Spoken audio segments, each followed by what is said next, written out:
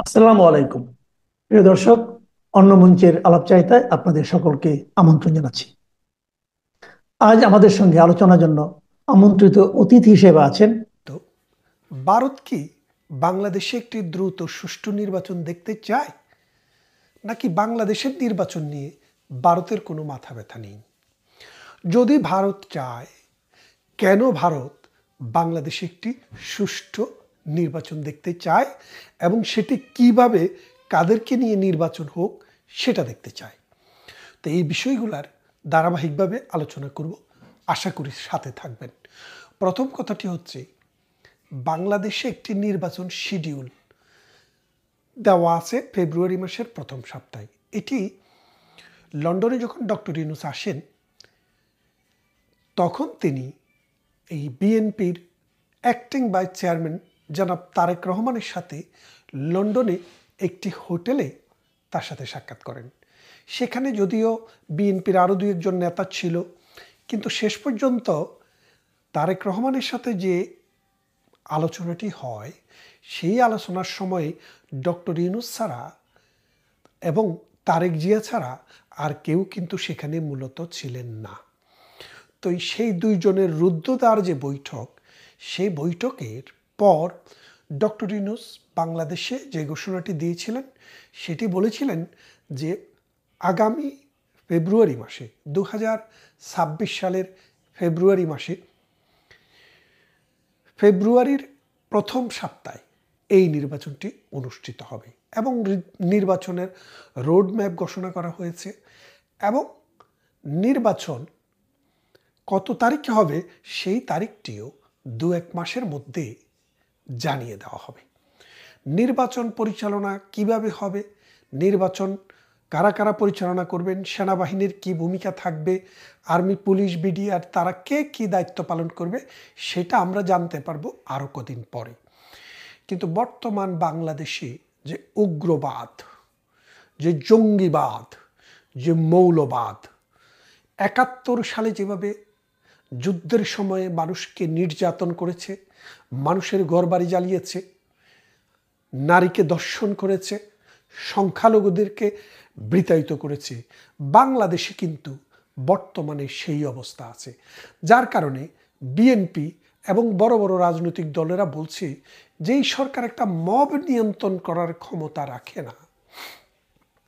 সেই সরকার কি করে বাংলাদেশে 18 কোটি মানুষের দেশে একটি নির্বাচন পরিচালনা করবে, সেটি কিন্তু ভ্যালিড প্রশ্ন। এখন ধরে নিলাম ফেব্রুয়ারি মাসে একটি নির্বাচন করার জন্য সরকারের সদিচ্ছা আছে, তাহলে কি নির্বাচনটি হবে? না, তাহলেও নির্বাচনটি হবে না।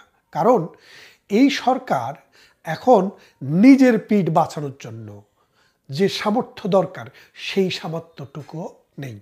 এই সরকার তাকে টোটালি মৌলবাদী, সন্ত্রাস, চাঁদাবাজ, 71-এর পরাজিত শক্তি, আলবদর, রাজাকার, আল শামস, জামাতে ইসলাম, নেজামে ইসলাম, হেফাজতে ইসলাম, সরবরাইয়ের মতো ধর্মভিত্তিক, সাম্প্রদায়িক, মধ্যযুগীয় যে গোষ্ঠী, সেই গোষ্ঠীর পকেটে ঢুকে গেছে। এখন আমরা দেখেছি মানুষের সাথে মানুষের শত্রুতা থাকে, মিত্রতা থাকে। মানুষ মানুষকে হত্যা করতে দেখেছি, এটা আদম হওয়ার যুগ থেকেই আছে।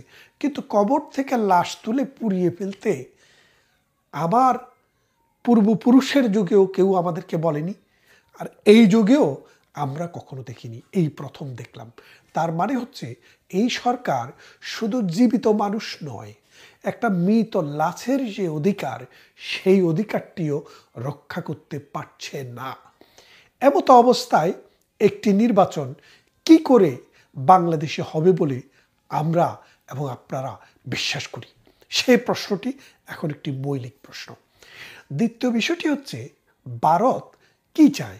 ভারত চায় বাংলাদেশে যেন একটি গণতান্ত্রিক পদ্ধতিতে সকল দলের অংশগ্রহণে, অর্থাৎ বেশিরভাগ মানুষের অংশগ্রহণ যখন যেন নিশ্চিত করা যায়, সেই রকম একটি সুষ্ঠু নির্বাচন, যার ভিতর দিয়ে মৌলবাদ, জঙ্গিবাদ, সন্ত্রাসবাদ, নৈরাজ্যবাদ বিলীন হবে এবং মানুষের ইচ্ছার ভিত্তিতে একটি সরকার পরিচালিত হবে।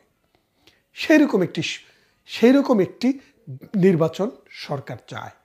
এখন আওয়ামী লীগকে যদি বাদ দেওয়া হয়, জাতীয় পার্টিকে যদি বাদ দেওয়া হয়, 14 দলকে যদি বাদ দেওয়া হয়, তাহলে বাংলাদেশে এখন কত পার্সেন্ট মানুষ এই দলগুলোর বাইরে এই মৌলবাদী, এই ধর্মাশ্রয়ী, এই সন্ত্রাস, এই নৈরাজ্যবাদ এবং গ্লোবাল টেরোরিস্টের দখলে আছে?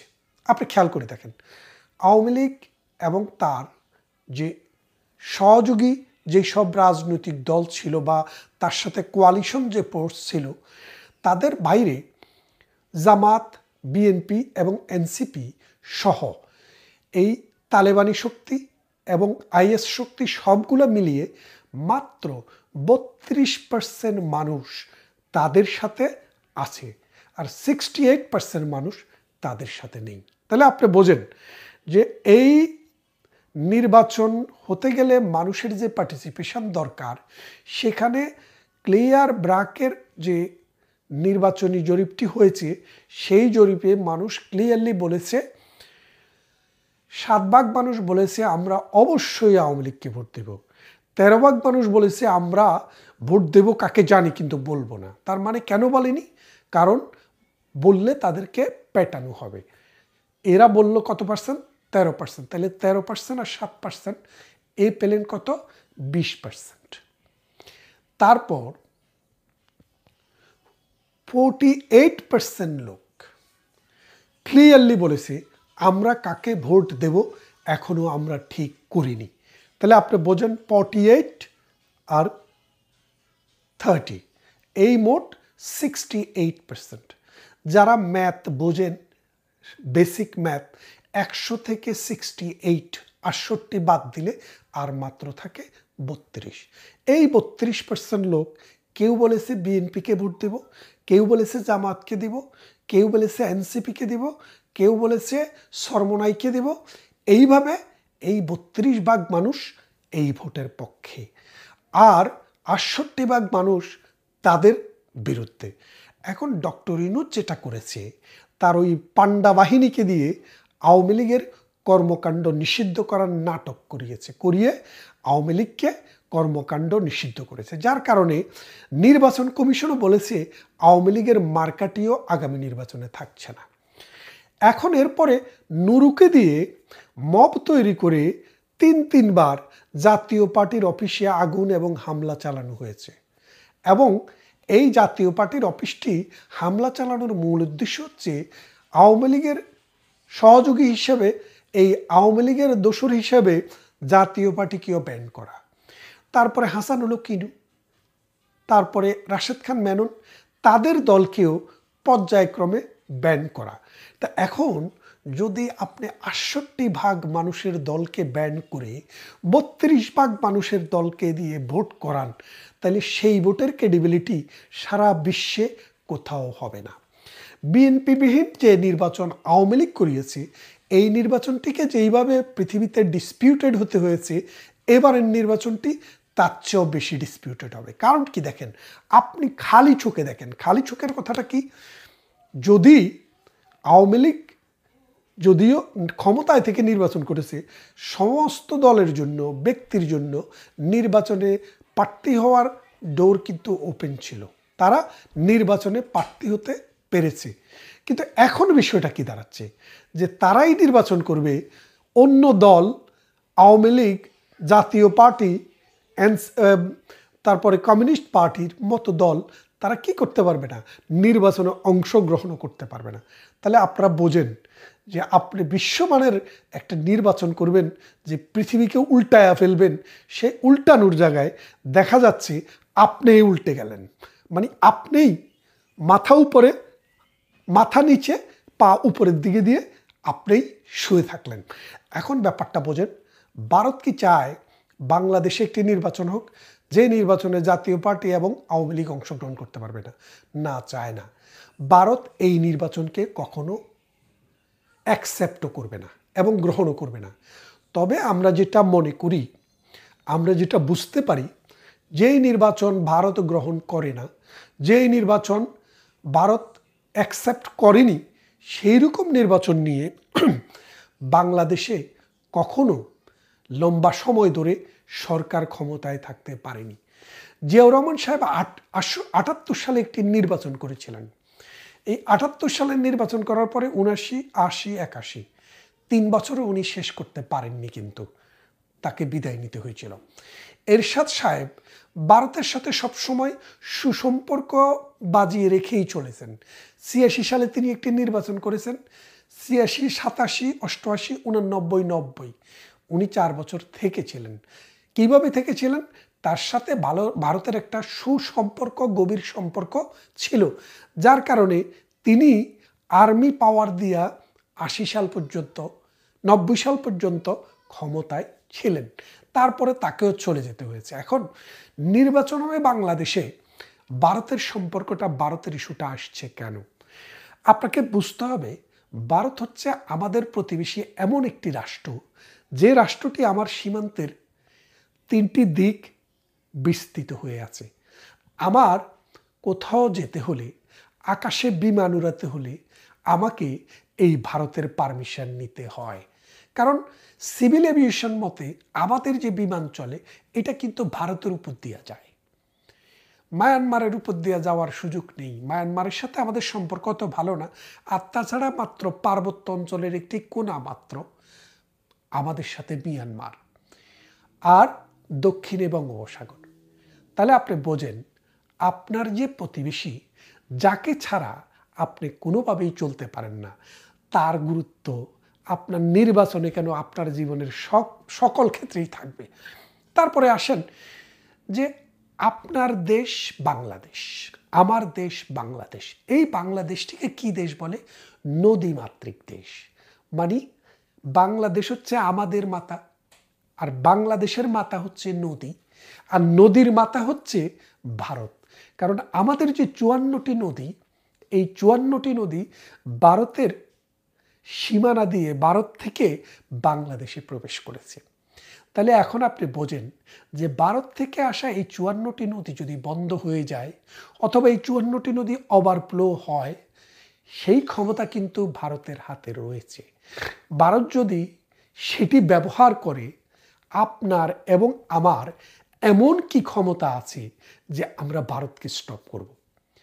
আমাদের এরকম কোনো ক্ষমতাই নেই, এবং বিশ্ববাসীর, জাতিসংঘেরও সেই রকম কোনো ক্ষমতা নেই। কেন নেই আপনাকে বলি, যে আন্তর্জাতিক নদী কনভেনশন নামে একটা কনভেনশন রয়েছে। সেই কনভেনশনে যেসব দেশ সিগনেচার করে, সেই সব দেশের মধ্যে যদি নদী বিষয়ক কোনো ডিসপিউট আসে, তাহলে এই সিগনেটরি রাষ্ট্র হলে জাতিসংঘের অধীনে একটি সালিশ দরবার করিয়ে সেটার সমাধান করা যেতে পারে। কিন্তু যদি এই দুইটি দেশের কোনো একটি দেশ আন্তর্জাতিক নদী কনভেনশনের সিগনেটরি রাষ্ট্র না হয়, তাহলে তার বিরুদ্ধে একটি মামলাও রুজু করা যায় না। ভারত এবং চায়না, এই দুইটি রাষ্ট্রের কোনো রাষ্ট্রই আন্তর্জাতিক নদী কনভেনশনের সিগনেটরি রাষ্ট্র না। তাহলে এই নদীমাতৃক বাংলাদেশের, মানে নদী যার মাতা, সেই দেশের এই 54টি নদীর পানির ক্ষমতা ভারতের হাতে রয়েছে। আমাদের দেশে এই ভারত বিরোধিতা কারা করে? এই যে ভারত বিরোধী, আমি ব্যক্তিগত জীবনে কুমিল্লাতে পড়াশোনা করেছি, ঢাকার নটরডেম কলেজে পড়াশোনা করেছি, চট্টগ্রাম বিশ্ববিদ্যালয়ে পড়াশোনা করেছি, লন্ডন ইউনিভার্সিটিতে পড়াশোনা করেছি, ব্রিস্টল ওয়েস্ট ইংল্যান্ড ইউনিভার্সিটিতে পড়াশোনা করেছি ওয়েস্ট লন্ডন ইউনিভার্সিটিতে, গ্লোস্টারশায়ার ইউনিভার্সিটিতে। নানান কারণে, নানান জাতের, নানান মতের, নানান পথের বাঙালির সাথে আমার একটা সুসম্পর্ক ছিল। আমি দেখেছি, আমি হিসাব করে দেখেছি সারা জীবনে, মানে কারা ভারত বিরোধিতা করে এবং কেন করে। ভারত বিরোধিতার প্রথম কথাটি হচ্ছে, ভারতের মানুষের ধর্ম হচ্ছে মূলত হিন্দু, এবং এই হিন্দু ধর্মের ভিতর থেকেই মুসলমানেরা বেরিয়ে এসছে। অর্থাৎ ওইখানে এসেই মুসলমানেরা চাষবাস করেছে, ব্যবসা বাণিজ্য করেছে, ধর্ম বিস্তার করেছে। আমাদের পূর্বপুরুষেরা কেউ বিদেশ থেকে এসছে, কেউ কনভার্টেড হয়েছে, যার কারণে এই ভারতে মুসলমান এবং হিন্দুর মধ্যে একটা ক্ল্যাশ কিন্তু সুপ্রাচীন কাল থেকেই ধীরে ধীরে গড়ে উঠেছিল। তারপর ব্রিটিশরা যখন ভারতবর্ষ ছেড়ে চলে যায় 47-এ, তখন দুইটি রাষ্ট্র ধর্মের ভিত্তিতে হয়েছিল, পাকিস্তান এবং হিন্দুস্তান। পাকিস্তানের মুসলমান সংখ্যাগরিষ্ঠ রাষ্ট্র, মুসলমান দেশ, যেখানে বাংলাদেশও একটি অংশ ছিল।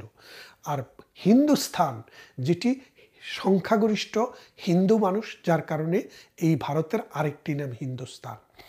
কিন্তু দেখেন, আজকের পৃথিবীতে একমাত্র ইন্দোনেশিয়াকে বাদ দিলে পৃথিবীর সবচাইতে বেশি মুসলমান বাস করে ভারতে। ভারতের যে পতিতদেশা মানে যদি মানুষদেরকে দেখেন, 2 জন মানুষ ভারতে প্রেসিডেন্ট হয়েছেন, 2 জন মানুষ ভারতের সেনাপ্রধান হয়েছেন, অন্তত 8 থেকে 10 জন মানুষ ভারতের প্রধান বিচারপতি হয়েছেন। কাদের কথা বলছি? যারা মুসলিম। আর হিন্দুদের তো আছেই, হিন্দু সংখ্যাগরিষ্ঠ দেশ, তার মানে 2 জন মুসলিম ভারতের প্রেসিডেন্ট হয়েছেন, 2 জন মুসলিম ভারতের সেনাপ্রধান হয়েছেন, এবং অন্তত 10 জন মানুষ ভারতের চিফ জাস্টিস হয়েছেন মুসলমান। কিন্তু আপনি পাকিস্তানের দিকে তাকান এবং বাংলাদেশের দিকে তাকান, 1971 সালে বাংলাদেশে অন্তত 19% হিন্দু সংখ্যাগরিষ্ঠ লোক ছিল। এই 71 সাল থেকে আজকে কত সাল? আজকে হচ্ছে 2025 সাল। এই 54 বছরে শেখ হাসিনার যুগে একমাত্র একজন চিফ জাস্টিস আমরা সুপ্রিম কোর্টে দেখেছিলাম, যিনি সংখ্যা লঘু সম্প্রদায়ের, তাও তিনি হিন্দু নয়। আর বাকি অন্য কোনো সরকারের আমলে বা কোনো জায়গায় আমরা আর কোনো চিফ জাস্টিস দেখিনি, প্রেসিডেন্টও দেখিনি, স্পিকারও দেখিনি, আপনারাও দেখেননি। নির্বাচন কমিশনার, প্রধান নির্বাচন কমিশনার, তাও দেখেননি, অথবা মহা হিসাব নিরীক্ষক, তাও দেখেননি। তার মানেটা কি দাঁড়াচ্ছে? বাংলাদেশ ইন্ডিয়ার চাইতে বেশি হিন্দু থাকা সত্ত্বেও, মানে ইন্ডিয়াতে যে পরিমাণে যে অনুপাতে মুসলিম আছে, বাংলাদেশে তার চেয়ে বেশি অনুপাতে হিন্দু ছিল। আমরা সেটাকে আস্তে আস্তে তাড়িয়ে দিয়েছি। এই বাংলাদেশটাকে আমরা হিন্দুদের জন্য জাহান্নাম বানিয়েছি, যার জন্য পূর্বপুরুষের বাড়ি ছেড়ে, বিটামাটি ছেড়ে এই হিন্দুরা আস্তে আস্তে ভারতে চলে গেছে। মুসলমান হওয়ার কথা ছিল পৃথিবীর সবচাইতে বেশি শান্তিপ্রিয় এবং ভালো মানুষ, অথচ এই মুসলমানের নির্যাতনে অসংখ্য হিন্দুকে এই বাংলাদেশ ছেড়ে চলে যেতে হয়েছিল। আমি আমার পাশের গ্রামে আমার একজন শিক্ষক ছিলেন, কাজল কান্তি আচার্য। তার পরিবার, তার বাবা মনোরঞ্জন ধর, তিনি সহ তার পরিবারের উপরে কি পরিমাণে নির্যাতন করা হয়েছে, তার বাড়ির আম, কাঁঠাল, লিচু কিভাবে মুসলমান ছেলেরা জোর করে নিয়ে গেছে, তাদের নারীদেরকে কিভাবে হেনস্থা করা হয়েছে। এবং আমার পাশের গ্রামেও একটি শিলপাড়া আছে, সেখানেও আমি দেখেছি। যার কারণে আমি বলি, বাংলাদেশের মানুষ চিন্তা চেতনায় বেশিরভাগ, মানে একটা বিশাল জনগোষ্ঠীর একটা বিশাল অংশ মৌলবাদী চিন্তা চেতনায় ভরপুর। তাদের মধ্যে একটা জিঙ্গুইজম আছে। তারা মনে করে অন্য ধর্মের লোককে পিটাইতে পারলে, মারতে পারলে তারা বেহস্ত পাবে। এইরকম একটা নোংরা চিন্তা চেতনা থেকে, যেটার সাথে ধর্মের কোনো সম্পর্ক নেই। এই মোল্লাতন্ত্র, পাকিস্তান যে বীজটা আমাদের দেশে রেখে গেছে, সেই মোল্লাদের কারণে আমাদের মনোজগৎটাকে বিষিয়ে তুলেছে, যার কারণে আমরা ভারতকে শত্রু ভাবছি। অথচ সালমান খান, শাহরুখ খান, আমির খান, শাবানা আজমি, জাভেদ আখতার, বড় বড় আইকন ভারতে মুসলমান ছিলেন, এখনও আছেন। কিন্তু পাকিস্তানে যেয়ে দেখেন, কোনো হিন্দুর কিন্তু সেরকম অবস্থা নেই, ছিলও না। পাঞ্জাবি কিন্তু অসংখ্য সংখ্যালঘু সম্প্রদায়ের লোক ছিল, তাদেরকে পিটিয়ে বের করে দেওয়া হয়েছে। একমাত্র পাঞ্জাবেই হিন্দুস্তান আর পাকিস্তান কায়েম করা গেছে, আর বাংলায় কায়েম করা যায় নাই। কারণ বাংলার মানুষ অতটা দঙ্গল ছিল না, তারা কিছুটা সভ্য ছিল কলকাতার সাথে থেকে, তারা ভদ্র ছিল। কিন্তু এই পাকিস্তানের বীজ ধীরে ধীরে এই বাংলাকেও বিষিয়ে তুলেছে, যার কারণে ভারতকে শত্রু রাষ্ট্রের কাতারে নিয়ে তারা দেখে। অথচ এই ভারত 3.3 মিলিয়ন স্কয়ার কিলোমিটার জায়গা নিয়ে, অর্থাৎ 33 লক্ষ বর্গ কিলোমিটার জায়গা নিয়ে একটি দেশ, যে দেশে অসংখ্য ভাষা, যে দেশে শিক্ষা, সংস্কৃতি, সাহিত্য, ইতিহাস এবং আধুনিক বিজ্ঞান চর্চা পৃথিবীকে দেখিয়ে দেওয়ার মতো পর্যায়ে চলে গেছে। আমরা যদি সেই দেশটির সাহায্য, সহযোগিতা, বন্ধুত্ব নিতে পারতাম, উদার হতে পারতাম, তাহলে এই বাংলাদেশটিও উন্নত একটি রাষ্ট্রে পরিণত হতে পারত। কিন্তু আমরা সেটি পারিনি। আর না পারার কারণ আরেকটি ভিডিওতে, আমার এই ভিডিওটিকে আমি পার্ট 1 হিসাবে রাখলাম, আর দ্বিতীয় ভিডিওটি হবে পার্ট 2। না হয় ভিডিওটি অনেক বড় হয়ে যাবে। যেই কথাটি বলছিলাম যে ভারত চায় না আওয়ামী লীগ জাতীয় পার্টি বিহীন, অর্থাৎ বাংলাদেশের 68% মানুষ যেখানে নেই সেই রকম কোনো নির্বাচন ভারত চায় না। আর এটা ঠেকানোর জন্য যা কিছু দরকার বাংলাদেশের মানুষে করবে, আর আমাদের সেই মানুষদের পক্ষে ভারতের মতো শান্তিকামী, গণতন্ত্রপ্রেমী, সংস্কৃতিবান রাষ্ট্র অবশ্যই থাকবে বলে আমরা বিশ্বাস করি। কথা হবে এর পরের ভিডিওতে, যে কথা বলছিলাম তার ধারাবাহিকতার দ্বিতীয় পর্ব। ততক্ষণ ভালো থাকুন।